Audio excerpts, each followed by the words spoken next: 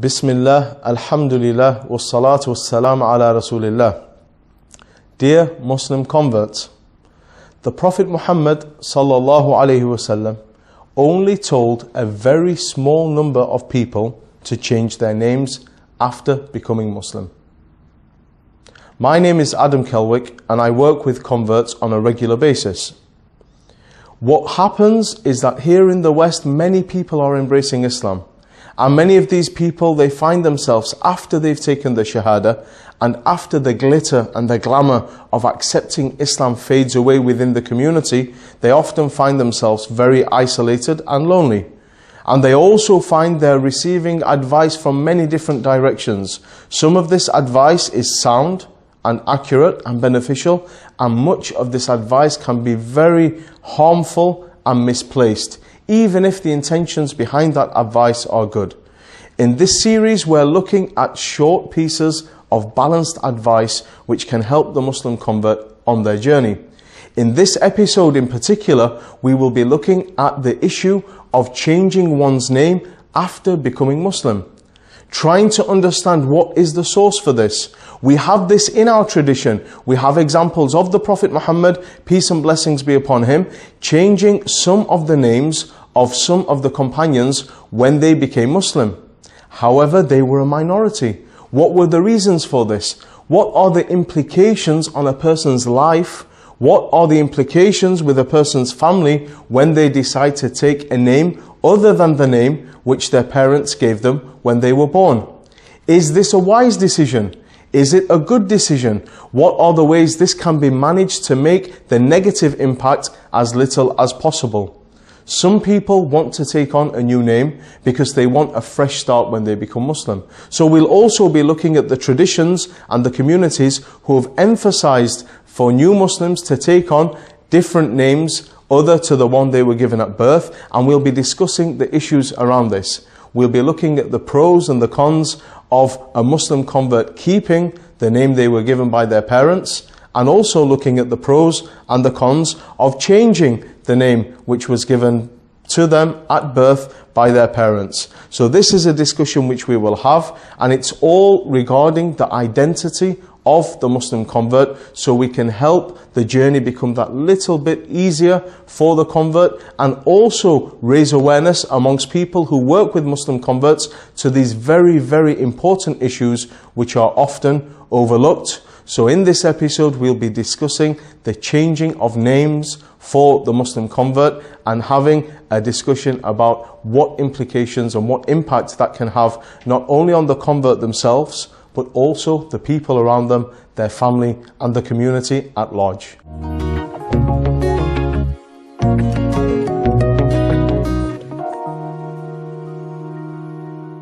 In this episode, I'm joined by two very special guests who are both converts to Islam themselves, and for many years they've been helping others on their journey to Islam. Jamal Jenkins from Manchester and Caroline Gorman from Liverpool.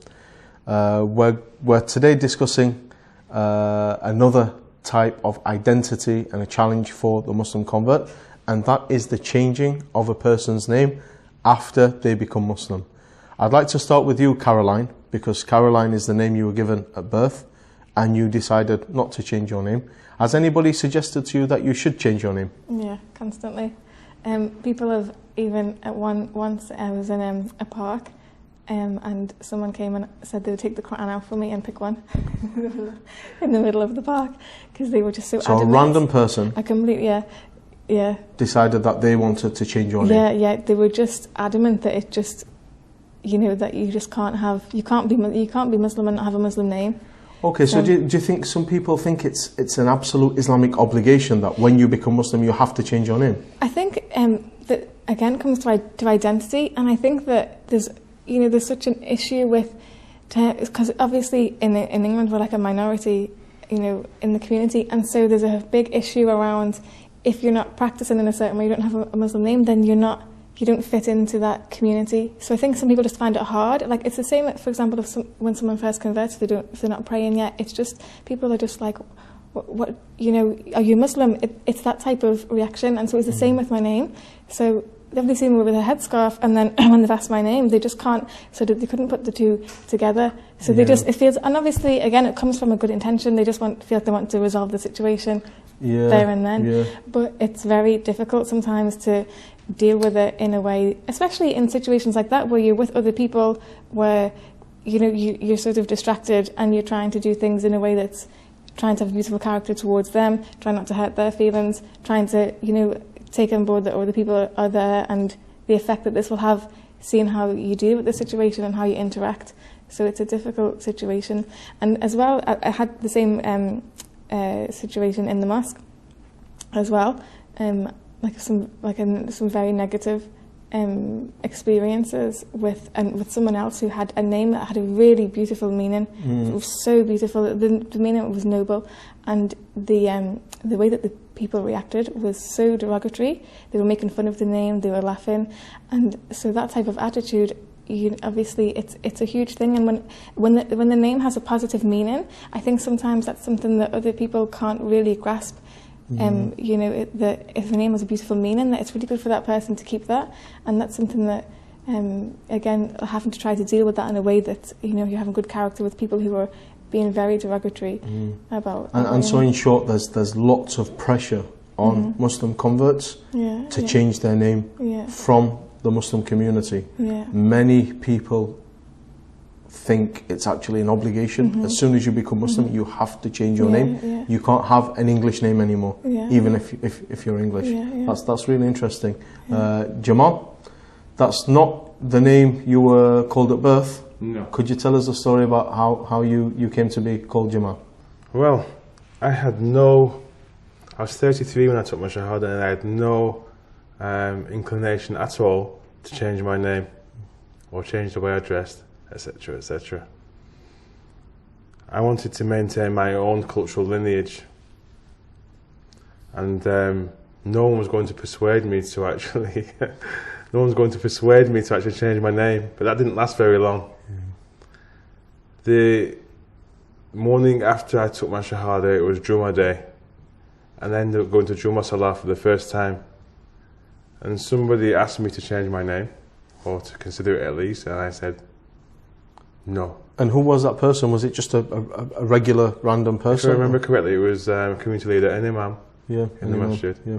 But shortly after Salah, I met a fellow convert. I asked him his name, and he said his name was Jamal ad-Din. I asked him what it meant. When he told me the meaning, I fell in love with the name straight away. I was conscious that if one takes on the name, you can actually kind of benefit from the attributes associated with that name. So I made a conscious decision then to actually take on the name Jamal ad-Din. Of course, as a convert, you're conscious that you want to be positive and move forward and progress in a positive way. So it was almost like a watershed moment where I thought, this is my old self, this is my new identity, my new life. So let's take on these positive attributes from the name Jamal ad-Din.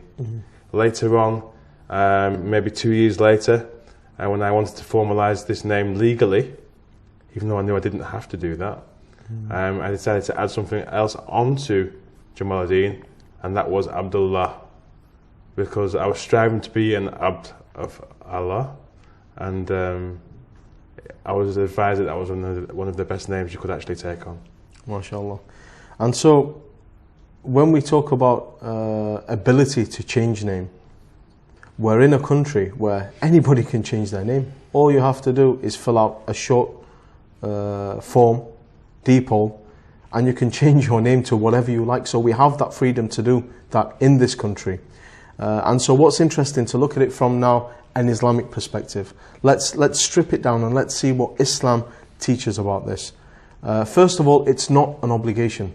Nobody has to change their name. And the Prophet Muhammad, peace and blessings be upon him, he only changed the names of a very, very, very small number of companions who became Muslim, and that was in one circumstance when their names had overly negative meanings, or they were talking about worshipping gods other than Allah. So in other words, those names were not compatible or in line with Islamic Tawheed, with the oneness of Allah. For example, Abd al-Kaaba or Abd al-Shams. the slave of the sun, or the slave or the worshipper of the Kaaba. When somebody had that type of name, the Prophet Muhammad, peace and blessings be upon him, would give them another name. But I think also as well there are pros and there are cons in the way we approach names. I think there are pros and there are cons in changing one's name, and I think there are pros and cons also in keeping one's own name. So what we can do is, after the break, we'll discuss these issues and look at the issue of name changing a little bit more, and we'll also talk about the consequences, the potential harm and the potential benefit which, when a convert changes their name, that can happen, and the ripple effects which can follow on to the rest of the people who are around them. Welcome back to this episode where I'm joined with my guests, and we're having a discussion about the need and the importance and the consequences of a Muslim convert changing their name. Now, what happens sometimes is when a person takes their shahada, which is what enters a person into Islam, the first question they are faced with is, what is your new name? Now, many people, they've been researching Islam, they've been looking into Islamic beliefs, they've been looking into Islamic worship, they've been studying it for many years, and they've gotten to the point where they're comfortable with this now, and I want to become Muslim. And so sometimes what happens is that somebody's literally just taken their shahada and they're given a name by a random person who doesn't know them, and they don't know that person. And unfortunately, often Muslim converts are convinced, wrongly so, that to become a Muslim you have to have a different name from the name which your parents gave you. As we said before, there are sometimes benefits in that. Well, Jamal, you chose to change your name. Could you talk to us about the benefits of taking on a name other than the one you were given at birth? Yes, it's quite fulfilling as an individual if you know that you're taking on a name that has an extremely good meaning, a name that's favoured by Allah subhanahu wa ta'ala. At the same time, you could see it as a watershed or a new horizon for you, a new beginning, taking on that name, so you're leaving the old self behind and you're going on to pastures new. So that's the positive aspects of it. There's a standing joke with many converts from African descent, because many people, when they have a name foisted upon them, the name is actually usually suggested. So many black people are told, you're a black person, and so you should be called Bilal.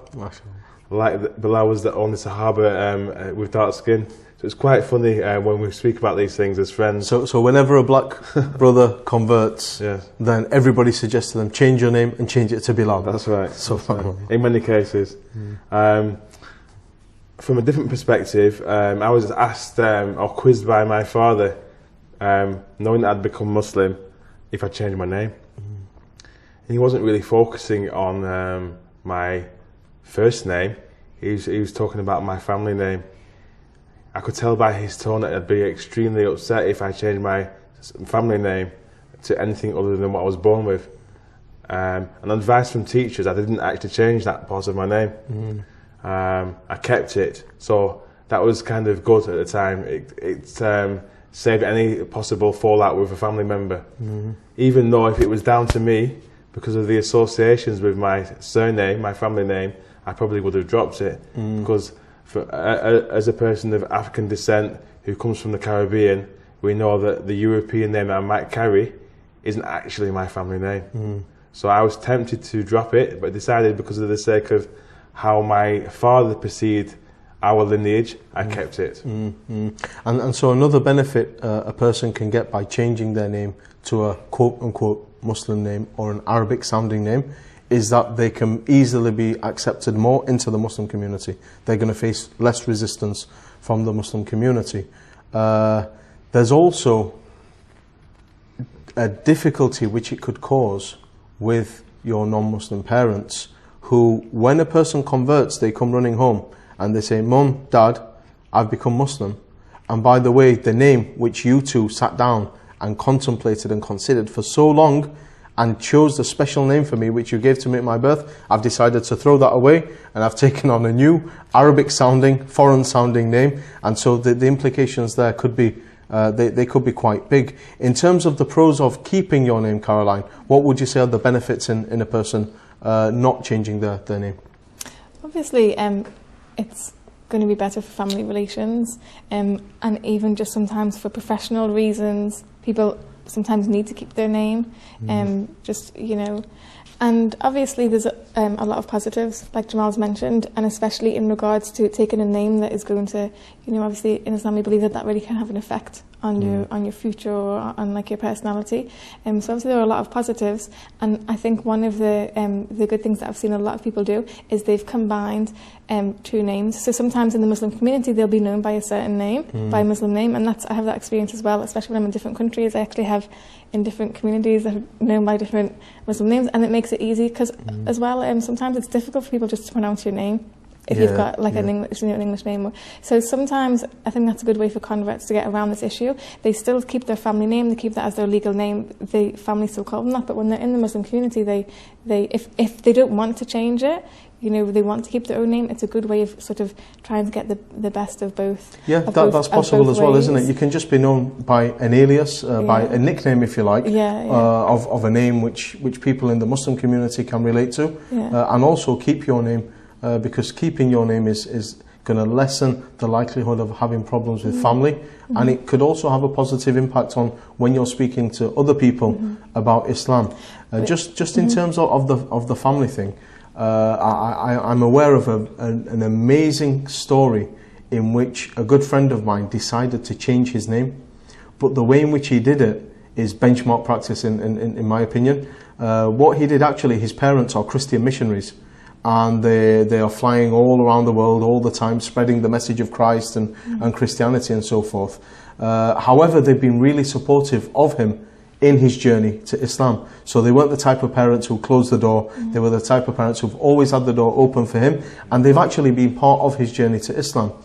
When this particular individual, his name is Jeremy, when he decided to become Muslim, he was part of a community who have emphasis on changing a person's name. That's the way they operate.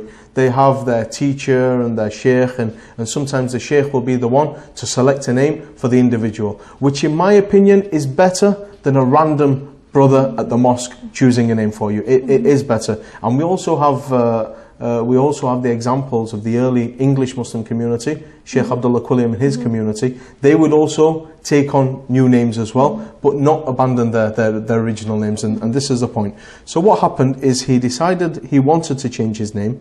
It might have been because of pressure from the Muslim community. Even though his name Jeremy is fine, in Arabic it's the name of Armiya alayhi salam, peace be upon him, the prophet Jeremy, peace be upon him. So Islamically speaking, it was fine for him to have kept that name, but he decided he wanted to take another name. And so what he did is he took a list of Arabic names, of Islamic names, back to his parents, and he said to them, I'm thinking about taking on a new name. Can you choose and help me choose a new name for myself? And they all decided on Yusuf together. And this is very important, because what he did is he left the name which he was given by his parents, but he included them on the journey of becoming Muslim. And what that did automatically was not have any reasons for any barriers to appear between him and his parents. So that's one good way people might want to consider doing things, and he was able to avoid all kind of negativity from all directions. In terms of the negative consequences, though, what kind of consequences and what ripple effects can happen to people who rush into changing their name without thinking about it? People really need to consider these issues. So in your experience, Jamal, what kind of things could happen? What could go wrong? In my experience, I've seen examples of people that do take on a new name on the advice of the people that take the Shahada with, or the people in the community that they live in. This name often is publicised, so people get to know it. Then people might crisis in the deen, or even just consider from a cultural perspective that they don't want to be known by an Arab name anymore. So you have this scenario whereby people are known as Muhammad, say for example, or Yusuf. All of a sudden there's confusion in the community when they revert back to an English name, and that could have perceived negative connotations within the Muslim community. Well, now he's called a European name again. what does that say about his iman? Does that mean that he's gone backwards and backslidden in his Islam? So there could be perceptions or implications there for somebody who rushes into taking on a new identity, then foregoes it in the future. In terms of the beneficial consequences of changing a name, do you sometimes wish that you had changed your name and you were just known as Fatima or whatever other names? Do you sometimes look at other Muslims who've decided to change their name and see how much easier it is for them and wish you did the same? Yeah, not even so much that it's easier for them, but I think just the beauty of those names, you know, just being called by that name, because obviously, as I've said, in different communities, sometimes I'm referred to by different Muslim names in different countries, and there is something really, really beautiful about just hearing those names, and obviously the Islamic concept that you can take on those qualities or that it will affect your future life is really, really beautiful concept. And so at the beginning I really considered changing my name, because I was given a Muslim name by different people, and I did consider it for a long time, so I think there's definitely a lot of positive in it, and it's something that again I think ties back to identity and acceptance. And I think that when you feel accepted yourself, when you've gone through a lot of inward, done a lot of journeying inwardly, and you've developed your character and you're sort of strong in your identity, then I think that really helps in these situations to be able to deal with the situation and to be able to deal with it in a really beautiful way with everyone that's involved. Do you not find it's really positive though when you're walking around town and you meet somebody, they see you wearing your hijab and they say, "What's your name?" and you say Caroline, a very, very English name, and then does that provoke questions and interest from people? Because I think a lot of sometimes obviously even being a white convert, sometimes people still think that from Arab parts, sometimes a lot of people ask from Syria or from Turkey, so then obviously when I say my name, it can be just a means for conversation. And even just sometimes ask them why you haven't changed your name, or people who aren't Muslim obviously want to know more about it. And a lot of people are shocked as well when they realise that you can convert and that you didn't have to change your name. And especially when you've been Muslim for a long time, they realise that it's not something that you just haven't done yet, that you still use the same name. And so definitely there's a really beautiful way of doing that. But I've also seen as well how some people have recently started to combine Islamic names or Arabic sounding names with very, we're speaking about understanding your culture and your heritage, combining them. There's some really... Are you talking about double-barrel names or names which have... sometimes double-barreled names. I have that in my own family. And also, I even seen an example with a lot of Irish Muslims where they're keeping the suffixes of the Irish suffix and using Islamic names at the end, which I think is so beautiful. It's so inviting. A lot of people are really intrigued. There's McYusuf and... McYusuf. So they're keeping that. Obviously, sometimes people will use the Islamic suffix or prefix, and they'll use an English name you